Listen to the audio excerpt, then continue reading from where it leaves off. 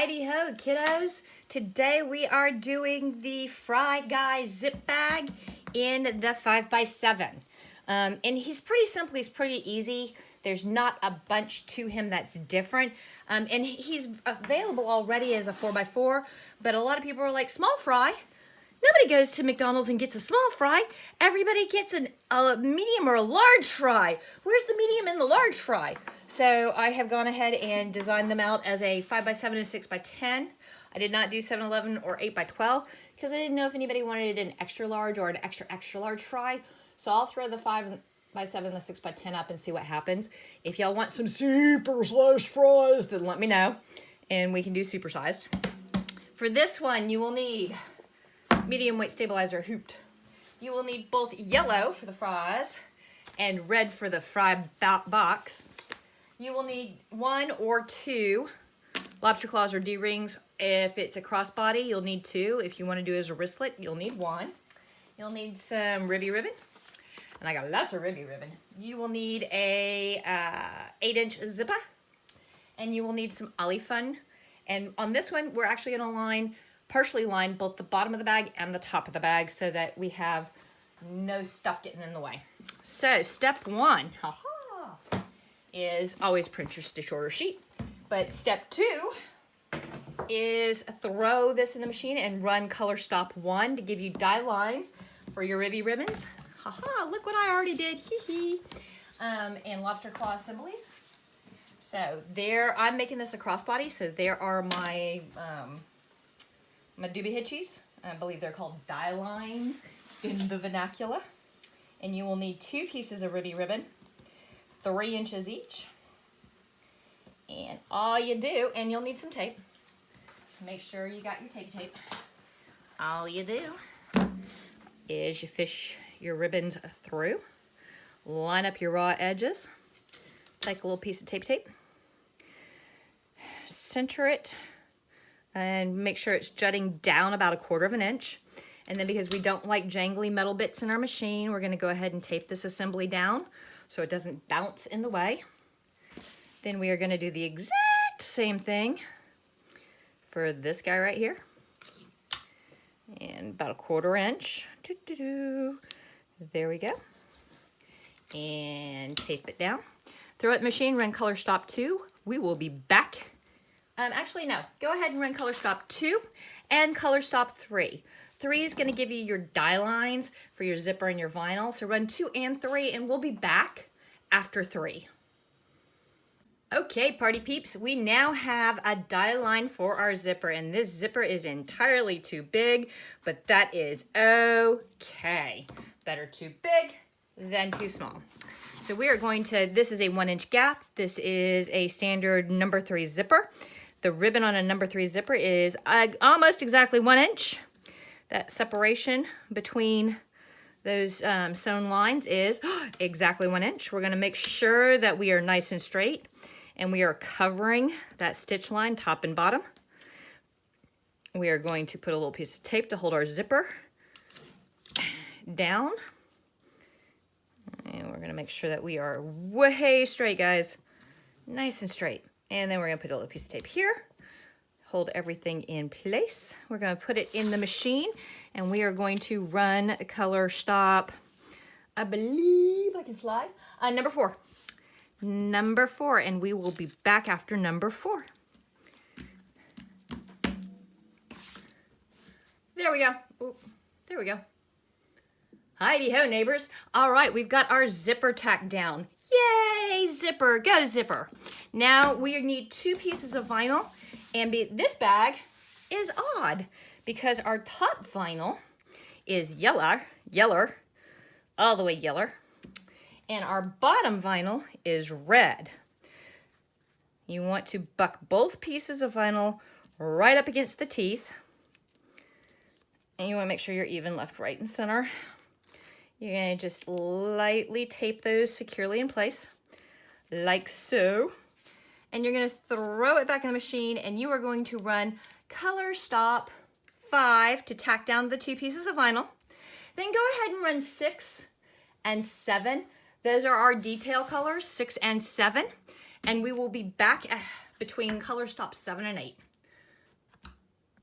Heyo, here we go. So we've got our zipper tacked down. And things are gonna get a little strange here. Remember, we like strange. We're using 2 different colors of vinyl. Up here at the top, we're using a goldenrod for the French fries. And your exact measurements will be in your PDF, so refer to your PDF for how big to cut these. And then down here is red. Now, because we're using 2 different colors of vinyl, we're also going to do this step that is usually one step. It tacks down your vinyl on top and then tacks down your vinyl on bottom and you're all done and everything's great. We're gonna do it in 2 different steps. We're gonna do the red down here first at the bottom, and then you're gonna change to a goldenrod thread, a yellow thread, and do the top. After you've tacked down your vinyl, steps 7 and 8, so red to tack down the bottom is step 5, yellow is step 6 to tack down the top, 7 and 8 are design elements. So go ahead and run 5, 6, 7, 8, red, yellow, white, and black, and I will meet you back here for step number 9. See you at 9. Heyo, and we're back again. So we are on color stop 9, and this is where we attach that half lining to the back, except that this time we're gonna do 2 pieces of lining on the back, top and bottom, since there's embroidery on both of them. And since this is red vinyl and it used red thread, and this is gold vinyl and it used gold thread, we're going to have to do this as 2 separate color stops.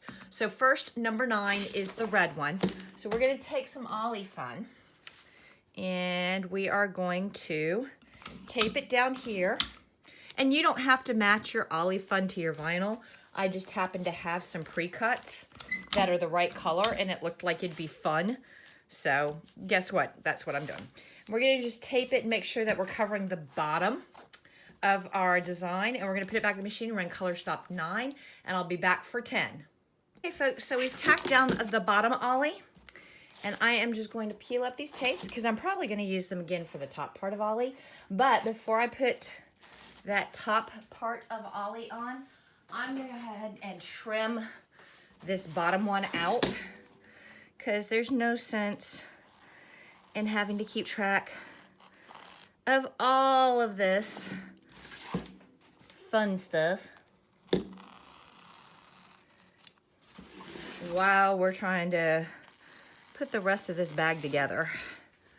I'm gonna save that because that's a pretty good chunk of Ollie, and I can use that for lining like a little 4x4 bag or something. All right, now we're gonna come up to the top and we're gonna make sure we cover all of the top embroidery. We're gonna just put a couple little pieces of tape and we're gonna throw it in the machine and run color stop 10. And I will see you after 10. Okay guys, so we've got both our top and bottom lined, yay. So that when you stick your hand in your bag, you're not grabbing a handful of raw embroidery, bleh. And again, I'm just gonna go ahead and trim the left, right, and on this part, the bottom. And now we need to prepare, ha ha ha. You know what? That's gonna get bent the wrong way and sewed the wrong way, and I'm gonna be frustrated, so there. Our zipper trick. So we need to open our zipper. Come here. Ow. Look at all that tape. And we, ooh, well, that's gonna be outside. There we go. All right, good, good, good. Ooh, there's a little hair. Ew. We're gonna open the zipper to about 2 fingers from the right-hand side. And we're gonna tape it open. And then because our machine does not particularly care for transitions, I am going to tape over the vinyl to zipper to vinyl. And I'm going to run color stop, I believe it's 11. And we will be back in, ew, come here, there, in just a moment. Here we go, we've got our little tack downs done, and now it is time to do our zipper trick. So I'm gonna pull this tape back a little bit, just like that. I'm gonna take my scissors and I am going to chop, chop, chop, chop down to my tack line.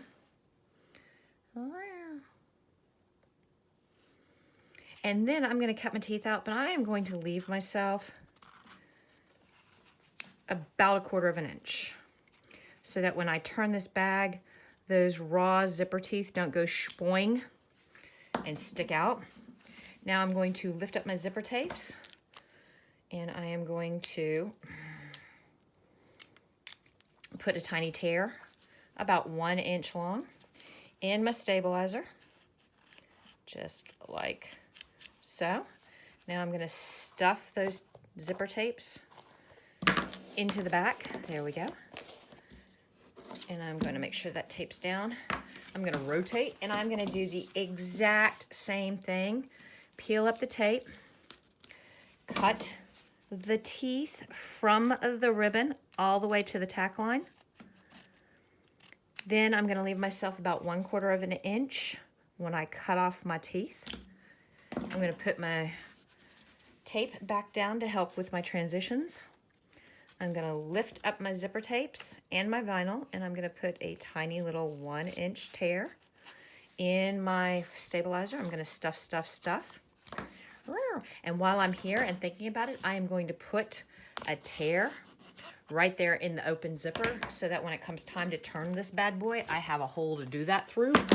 Then I am going to come over here and I am going to crisscross applesauce, just like kindergarten, my zipper tapes. And then I'm going to come over here, and boy, these are some long guys, so we're going to cut them down a little bit. And then we're going to crisscross them.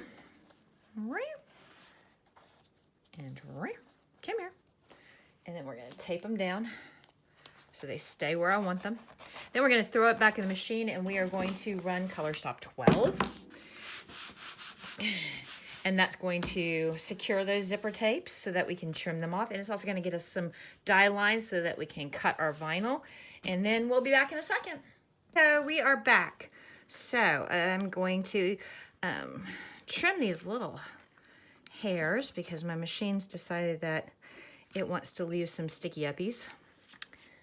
And I'm not happy about it, but what are you going to do? And now we are going to pull off this tape. Boom and boom. And trim as we go. And then we're going to pull off this tape. We are going to flip this kiddo over, and we are going to trim these ribbons down to our line. Yay! Now we're going to flip this guy over, and we need to fold down our hardware. And you see we have a little line right there. You want to cut about 1/8 of an inch-ish to that line. But you don't want to cut all the way to that line. And then you want to fold down your lobster claw and ribbon assembly and tape it securely in place so you don't have some janky metal bits. Don't go all the way to the line. Stop just short of the line. Then cut across. And then bend down, or fold down, bend down, fold down and tape. And now we are going to grab, oh, come here. There we go. We are going to grab the back, and you want to put it pretty side down. And you want to make sure that you are covering all of your stitching. I'm just going to tape, do a 4-corner tape. I probably didn't even need to do this, but this is the end of the vinyl roll, so it's starting to roll up on me, and I don't want it to accidentally catch on anything. And now we're going to throw it in the machine. We're going to run Color Stop 13. Do not run Color Stop 14. That's a dead stop to keep the head from moving across the middle of the work and ripping it out of the hoop. Only do Color Stop 13. We'll be back in a second. Hey guys, look, we're all done. Well, we're not all done, but we're pretty much done. So we need to cut away this stabilizer that is behind the zipper. And I did a very uneven job. It is going to be fun trimming that bottom piece. Woo! But I can do it. I'm the little train that could. Yeah. Okay. Maybe I'm not. There we go. And now we're gonna go here. And then this is the part where you have to go slow and pay attention so that you don't slice open your zipper, because it would really, really, really suck horribly, terribly bad to make it all the way to here and then screw up. All right, now we're gonna pop it out of our hoop. Yay, this is my favorite part, is popping it out of the hoop. And we are going to fussy cut with our rotary tool. But we're gonna have to do some fine cutting because there's curves and innies and outies. So I'm going to cut here about, there, give myself some elbow room, about 1/8 of an inch away from my seam. And I'm going to regret that I moved the trash can.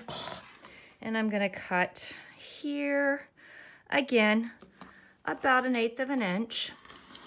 And I could go ahead and do all these weird arcs and such, but I know me, and I'm doing two things at once. I'm actually prepping this bag and talking on video, and that's one more thing than I would like to be doing right now, because if I'm doing more than one thing, my mind wanders and I run off and I wind up doing something stupid.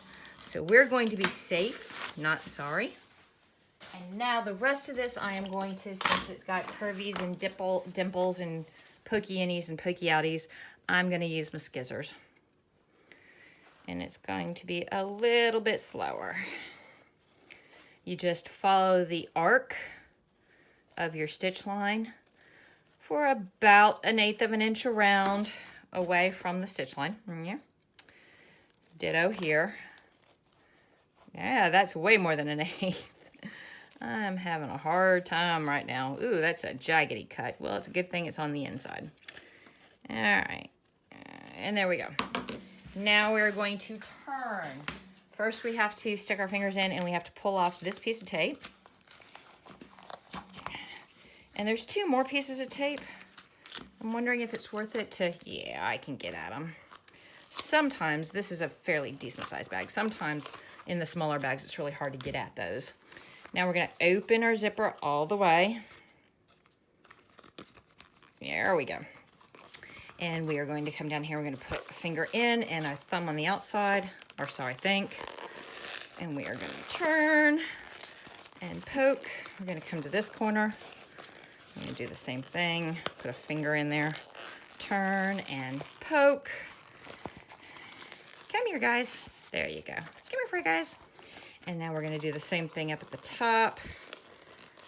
Erg. And erg. And then we're going to have to pokey out our seams. So you can use a chopstick. You can use just about anything. Ooh, my little thingamabooble is acting weird. Well, that's probably because I've just abused the snot out of this thing. All right, and we're going to poke out all 4 corners.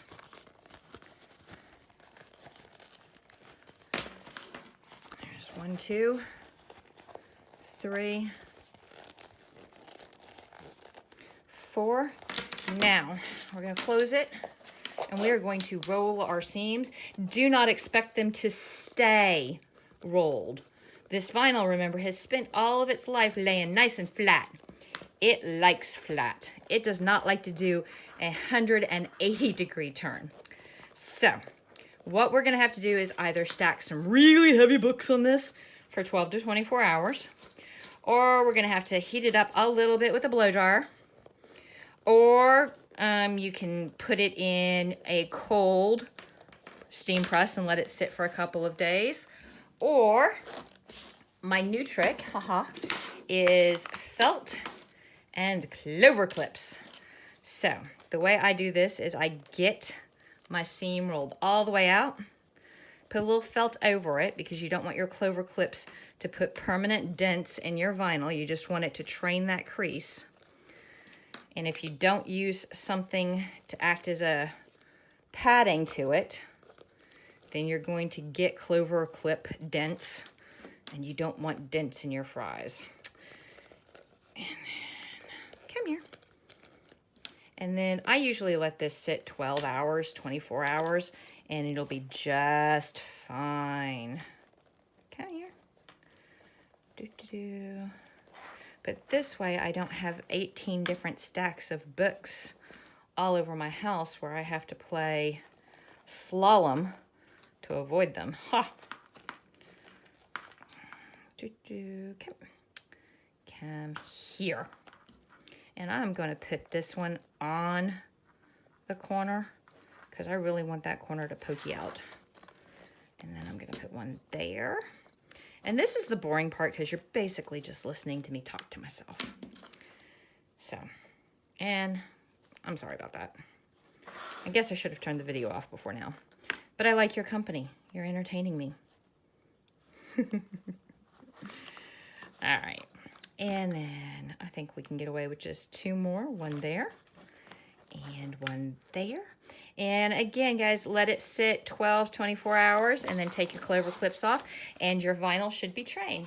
But there you go. Fry Guy. Peace.